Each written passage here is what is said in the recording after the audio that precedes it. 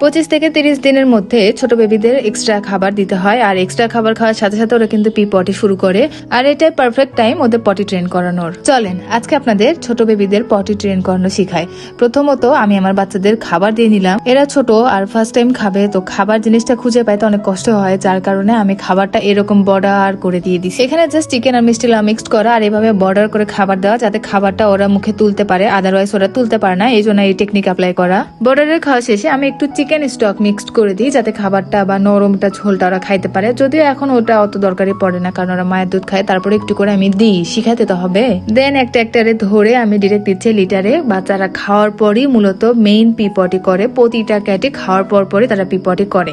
তো আমি একে একে ধরে ধরে লিটারে দিচ্ছিলাম। তো প্রথমে আমি এই বাচ্চাটারে দেখে ভাবছিলাম ও হয়তো বা পি করতে বসছে, বাট কিন্তু আমরা ধোকা দিছে, ও পি করে নাই। আর নিচে এই মোটা পাশু খুব দুষ্টুমি করতেছে, ও প্রচুর খেলার মোড আছে, ও একদমই লিটারে উঠতেছে না, থাকতেছে না, আর দুষ্টুমি করতেছে, একে ওকে ডিস্টার্ব করতেছে। প্রথমে আমি আমার বাচ্চাদের হাত দিয়ে দেখাচ্ছিলাম যেভাবে খুঁড়তে হয়, এভাবে হাত দিয়ে খুঁড়ো, কিন্তু ওরা বুঝতেছে না, আর লিটারে উঠে ওরা মূলত লিটার খাওয়া শুরু করে দিছে। এটা সব বাচ্চাই করে থাকে, প্রথমে ওরা বুঝতে পারে না যেটা কি করতে হয়, তো ওরা খাইতে শুরু করে। সে বিষয়ে আপনার খেয়াল রাখতে হবে, সবসময় ওদের পাশে থাকতে হবে।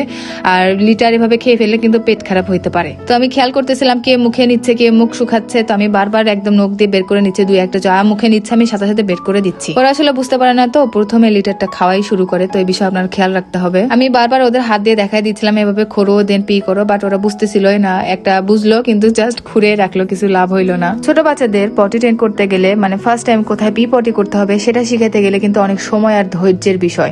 সেই ক্ষেত্রে আপনার অবশ্যই ধৈর্য রাখতে হবে, ধৈর্য হারা হইলে হবে না। তো আমি বারবার বাবুদের লিটারে দিচ্ছি, ওরা খেলতে খেলতে বাইরে চলে যাচ্ছে, বারবার আমি ফিরে আনতেছি হাত দিয়ে, আবার ঘুরে ঘুরে দেখাচ্ছি। তো এর মধ্যে এই কাহিনী করতে করতে হঠাৎ করে খেয়াল করে দেখি আমার এই কালো রঙের বাচ্চাটা ও মনে হয় পি করতে বসছে। তো আমি জাস্ট সাইলেন্ট হয়ে গেলাম, সবাই চুপ করতে বললাম, আরে তো খেলতে খেলতে ওরা ডিস্টার্ব করতেছে। তো দেখতেছি যে উঠে গেছে, তারপরে চেক করে দেখি যে ও সত্যি সত্যি পি করছে, আলহামদুলিল্লাহ ফার্স্ট টাইম। আসলে ক্যাট মাদার হইলে এরকম বিড়ালের পিপটি দেখলেও খুশি লাগে। ওর দেখা দেখি সেকেন্ড আরেকটা বসছে, সেটা হচ্ছে পাসুমোটা পি করতে বসবে, কিন্তু কোথায় বসবে সেটাই ফিক্সড হচ্ছে না। যাই হোক অনেক কষ্টে বসছে। ওরে যে পাসুমোটা বলি দেখেন, ওর পাসুটা আসলেও গোল, ও একদম একটা গোল লাটুর মতো, আর এরা খেলার ছলে ওরে বারবার বিরক্ত করতেছিল। তো আমি এদেরকে সরাই নিচ্ছিলাম যে ও পি করে সরে যাক।